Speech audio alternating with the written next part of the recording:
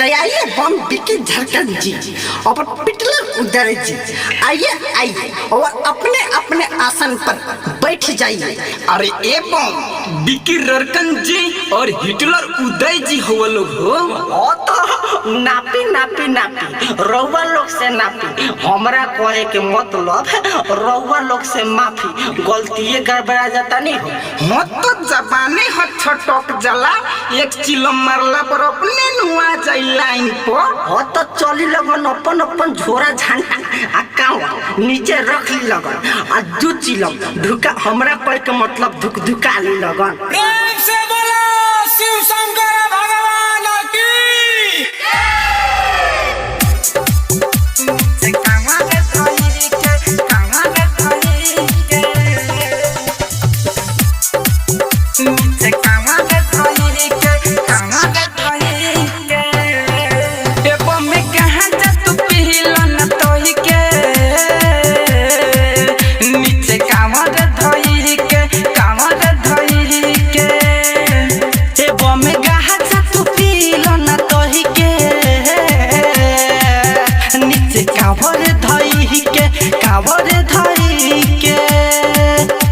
देही में मिली बहल हो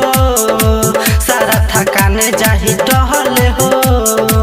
गजा पिए खातिर चिहिल में ओही नीलई के एबो में गाहा जत पील न तही के नीचे कांवर धई के कांवर धई के एबो में गाहा जत पील न तही के नीचे कांवर धई के कांवर धई के आइए बम दूध चिलम मार लीजिए चखना की भी व्यवस्था है मखना चिली हाँ तो चखना ले आओ इधर अभी लेता हूँ लीजिए बम होवे बाबा के बूटिए बम होवे नहीं सूरती हो एक दम में आई जाई देहिया में तोहरा पूरती हो बाबा के बूटी बम होवे नहीं सूरती हो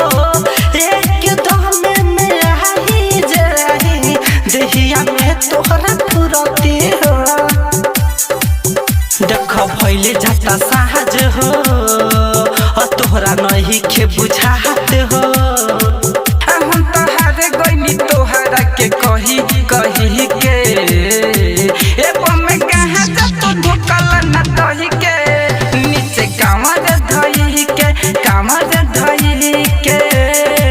ए बम कहाँ जत धोकल न तही के नीचे कांवर धई के कांवर धई के ए बम मान जाइए मान जाइए 200 मार के उल्टे फान जाइए नाये बम लटक जाए हमरा कोई तो मतलब है अब गोरा छटक जाए बम बिकी ररकन